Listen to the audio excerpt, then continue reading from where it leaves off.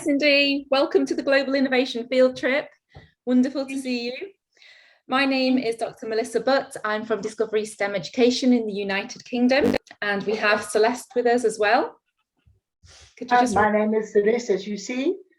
Cindy, welcome to the gift. I'm with the Institute of Inventors and Innovators in South Africa. So we are closer to each other than we are to Cindy, or to Melissa. So, yeah. So let's just, good luck with your presentation. Thank you. So Cindy, we know that you're from Tanzania, and we know that you are from Project Inspire, which is a wonderful project that I see lots of on social media. I see lots of wonderful young people with wonderful pictures from Tanzania taking part in various activities and camps in Tanzania with this Project Inspire. And I always watch them and think, why don't we have this in the UK? We need to do this. It just looks so amazing and can really see how much it's boosting the confidence of young people. And you have done something really interesting. You are trying to innovate a baby incubator. And this is something that I'm sure lots of people will be interested in. I'm a mother of 3, so I'm very interested to hear about this. Over to you, Cindy. If you would like to share any PowerPoint presentation, you should have permission. Off you go. Good luck. So the reason why I came up with this project is because baby incubators in our country is a big problem. Neonates all over in our country die yearly. Sometimes even 50% of children die in our country.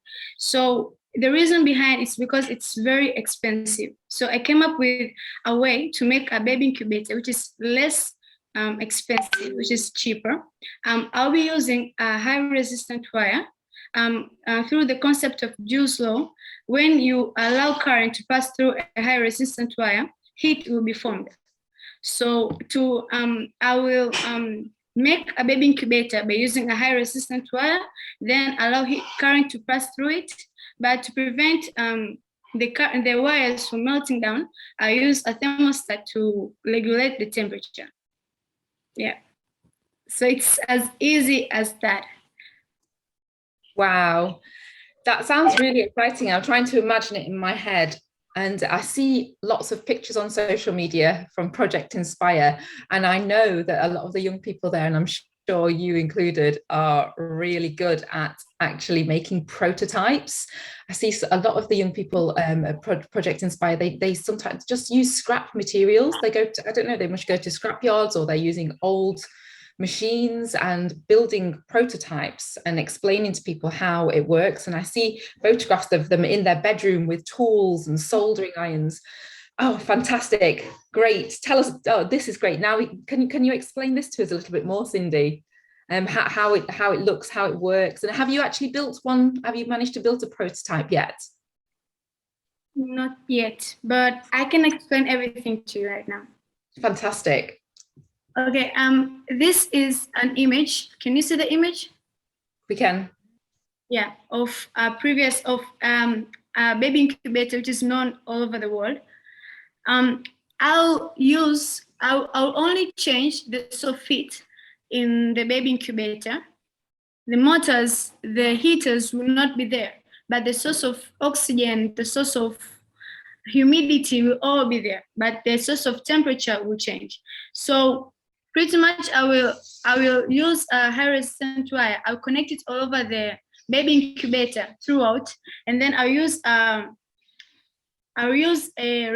thermostat to have a fixed temperature of the incubator.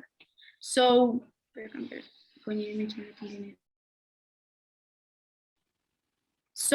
I'll show you a sketch of what I made. I tried to draw. This is a baby incubator, and this is a high resistant wire, and this is a thermostat. As you can see, when the current passes through it, heat will be produced, and the thermostat is there to regulate the amount of heat in the baby incubator. So I tried to sketch it. I'm not an artist, but I tried to sketch what I imagined in my head. So yeah, this is less expensive because motors will not be there, heaters will not be there, just a high resistance wire and a thermostat. Wow. Have you spoken to many mothers who have been through the experience of having a baby and needing an incubator and not having an incubator available? Have you managed to ask them questions and get any research, do any market research with ladies who've actually been in the position of needing an incubator and not having one? My mother is a victim. We lost a younger brother, yeah, because the technology in that hospital wasn't good enough for him. So that's why I came up with this idea, to save more lives, more children's lives. Really sorry to hear that, Cindy, but it's really great to hear that you are now thinking about how to help people and make the situation better using your knowledge. Celeste, you've probably got more of an understanding of the situation in Tanzania, and maybe you've got more questions that are more relevant to the actual Not specifically, Melissa, but Cindy, I'd like to ask you, have you carried on with your idea? Have you spoken to some doctors? Have they actually said, yes, this could work? How are you going to forward this very fine idea to help mothers? I spoke to Dr. Isaiah. He said that he will help me out, and through Project Inspire, maybe this thing could become a reality in hospitals and save more lives. Yeah. Okay, sorry, can you just repeat, who did you speak to? Dr. Isaiah. He's a medical doctor. He was one of the doctors. Yeah. And then do you happen to have spoken to any an engineer perhaps, or somebody who would actually continue to help you with this design, or not yet? Project Inspire is helping me out right now through listening to my ideas and telling me what to do, where to go. Like, for instance, here right now, they actually introduced me to you guys and told me that maybe you could share your idea to them and maybe they could help you out and find a way to make this a reality. So yeah, Project Inspire is my engineer. It's really great that you've got support from Project Inspire. And for the people listening here, what other support do you need? What other support could you possibly get from the global community? What do you need to help you to progress further? I need this to become a reality. I need it to become a reality. I need these baby incubators to be in our hospitals, our local hospitals, everywhere, because believe me, there aren't much there. And some hospitals don't even have baby incubators. So if you guys maybe could make something like this, you could have saved a lot of lives, children's lives in our country.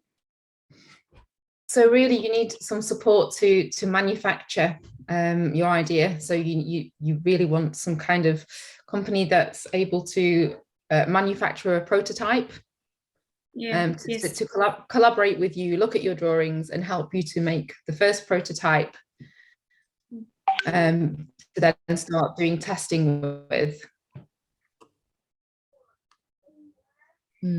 Cindy, just to ask one final question for the moment, what kind of research have you done on incubators in general?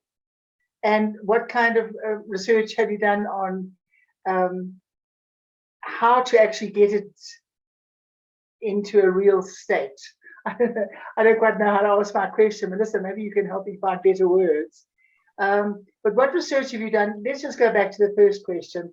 What research have you done about incubators, about the cost perhaps, about how they work, how they don't work, what they can do, what they can't do?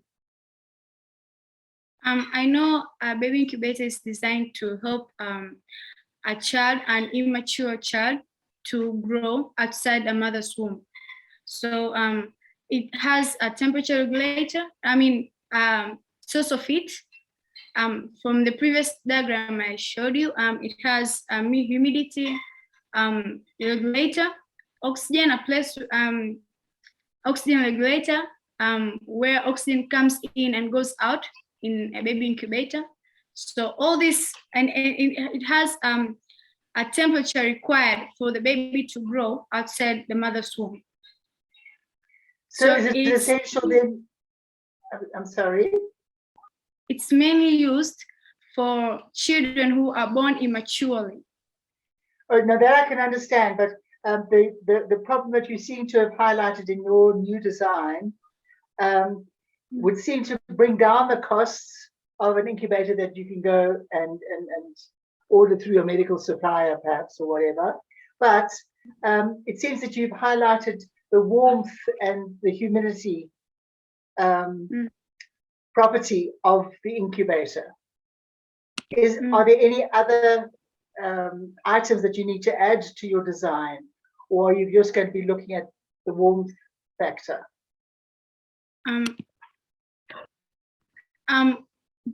What I'm looking at really is the temperature in the baby incubator, the oxygen, as you can see here in the diagram, exhaled air, inhaled air, it's all in a matter of space within the incubator. You don't have to you just have to design the incubator, a place where oxygen comes in and goes out. The main issue comes to where the temperature comes from. Yeah, that's why I made something which is easier to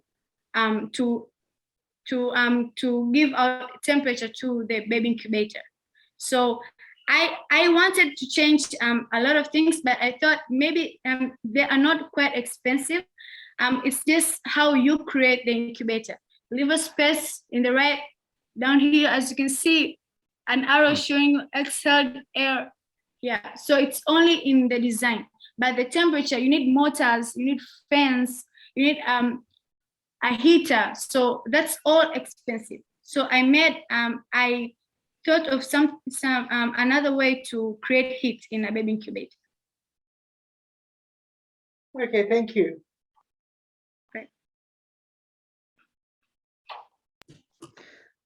Cindy, thank you so much for sharing this with us. How can people contact you if they want to help to support you to take things to the next step? Is it through Project Inspire?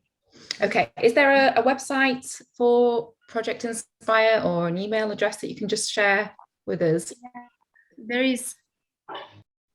So people would just need to email Project Inspire and